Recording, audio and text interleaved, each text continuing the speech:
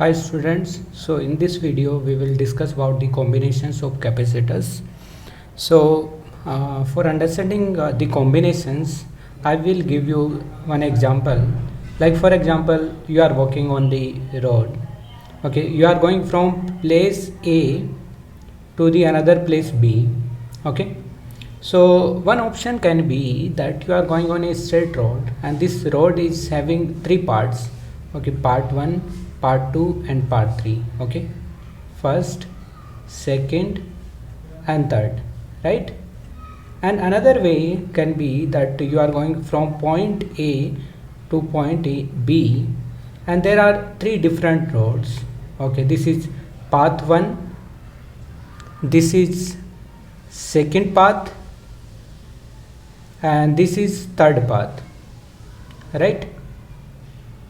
So these are three paths. Okay, so now in the first kind of arrangement where any vehicle will be going, okay, that will pass through all these parts of the road or paths, and from the first path, second path and third path, right? But if you take this second kind of arrangement where any vehicle is going from point A to point B, that will have three options: either go from the first path or second path or third path, right? So this kind of arrangement where one is connected to the second and second is connected to the third, okay, this kind of connection we will call it as series combination, right? And this another kind of combination where all our three are leading to the same point, this we will call it as parallel combination. Okay, so today we will discuss about the series and parallel combination of capacitors. Now there can be resistance, there can be inductors, there can be another kind of devices, they can be connected in series and parallel combination. So whatever way of doing is here for the series or parallel combination, that will be same for the other combinations as well. So let's discuss for the first series combination of capacitors.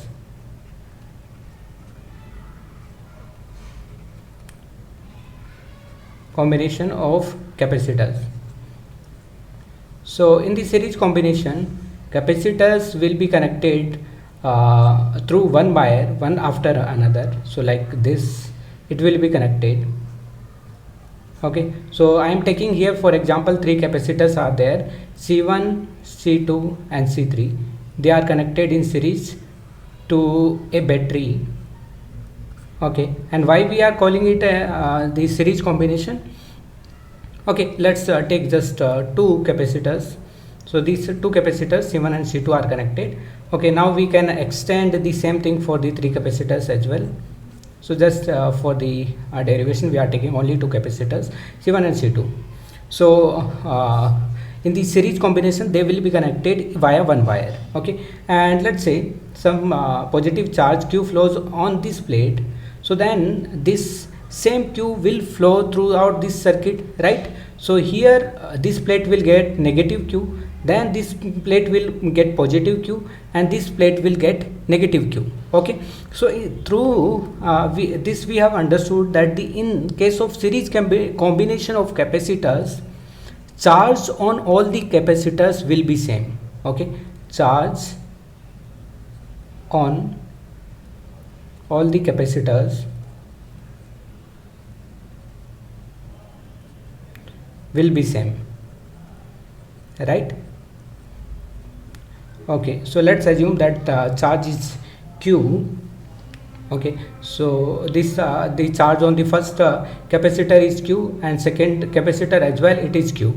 Okay, let's assume the potential drop on the first capacitor is V1 and on the second capacitor it's V2. So can I write down Q as C1 V1, right?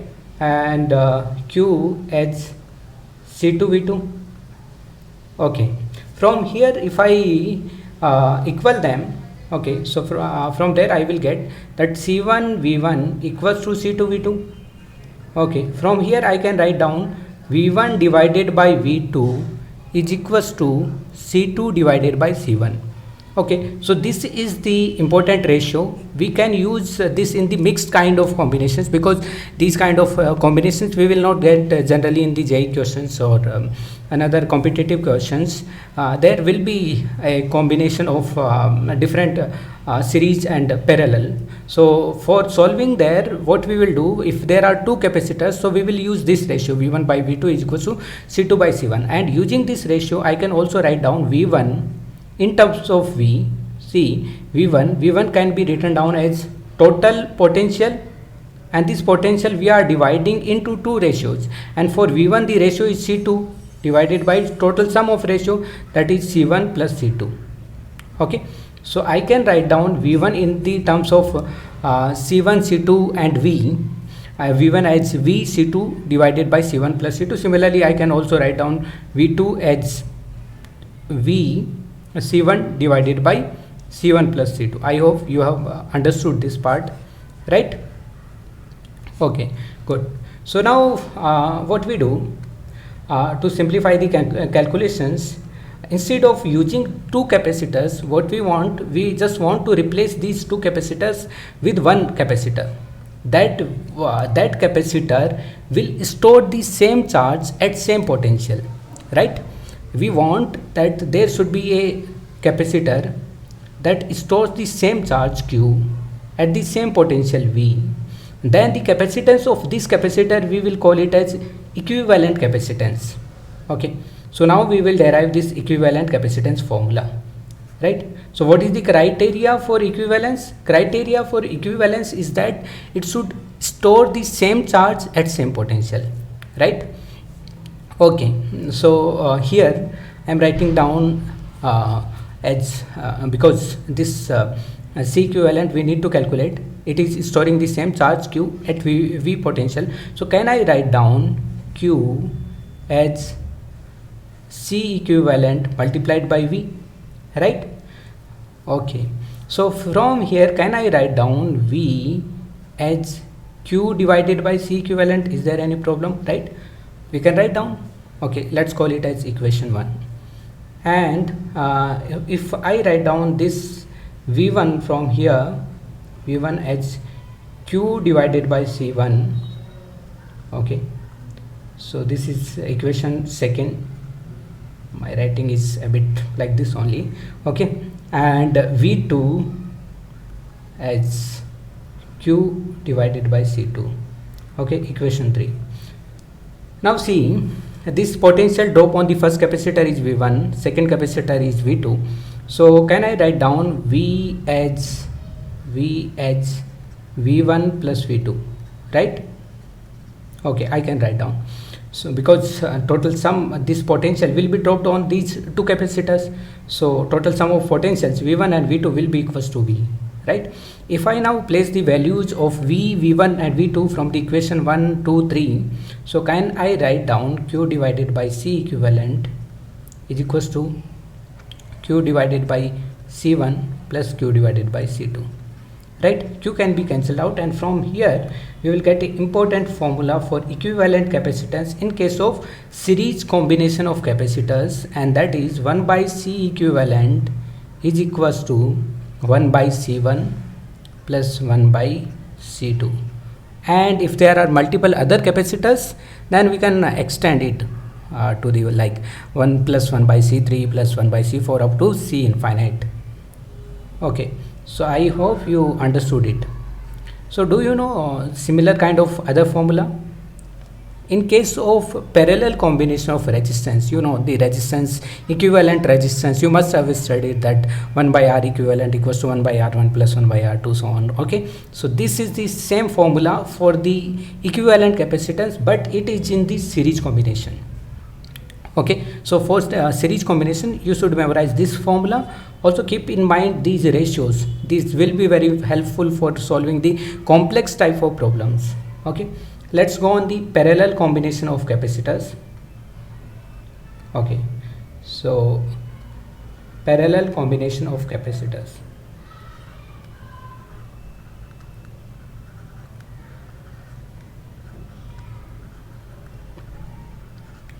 Okay, can you identify what is the criteria for saying the parallel?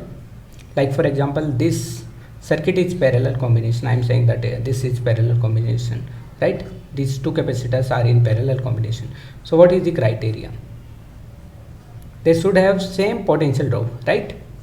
And or they should be connected to the directly to the different sides of battery, right? This is positive and this is negative, so both plates of the capacitors are directly connected to the positive and as well to the negative, right?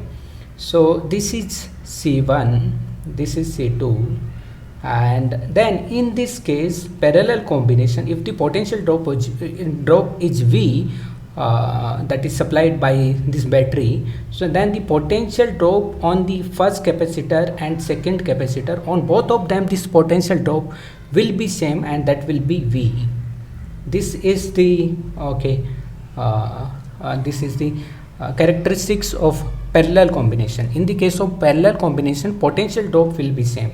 You can keep in mind that in case of parallel combination, potential drop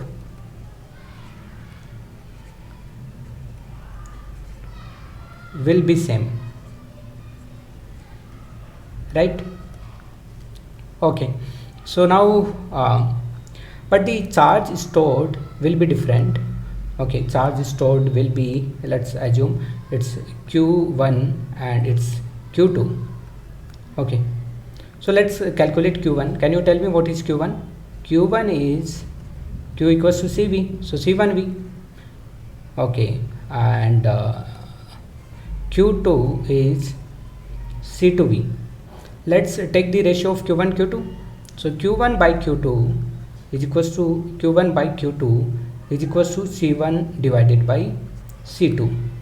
Okay, so we can also use this ratio in case of parallel combination. If there is any complex problem, so we can find out the charge of another capacitor using the charge of other capacitor.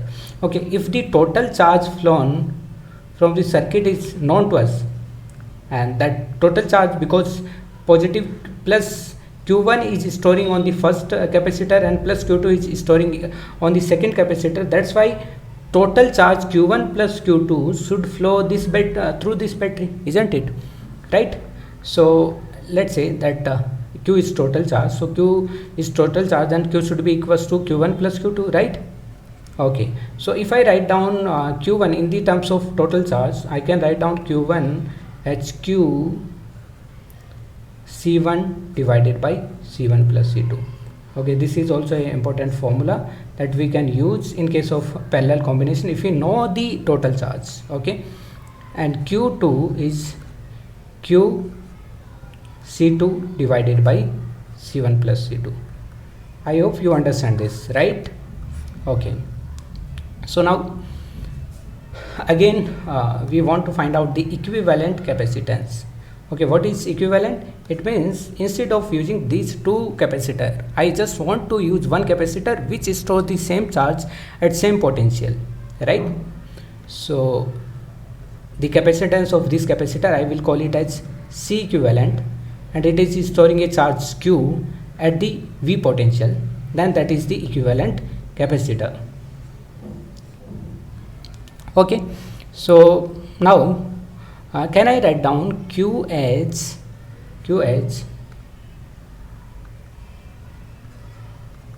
C equivalent multiplied by V, right? Okay, let's call it as equation second, was this one, third, right? And I also know Q equals to Q1 plus Q2.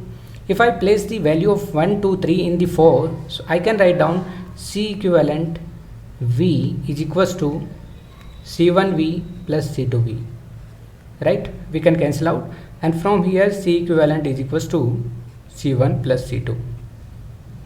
Okay, if there are multiple capacitor, we can extend it, plus C3 plus C4, so on, right? So here we have got this important formula in case of parallel combination. In case of parallel combination, the equivalent capacitance is equals to sum of individual capacitance, and which was the same formula for series combination of resistances. Okay, So this is about parallel combination and series combination. I hope you must have understood it. Okay, thank you.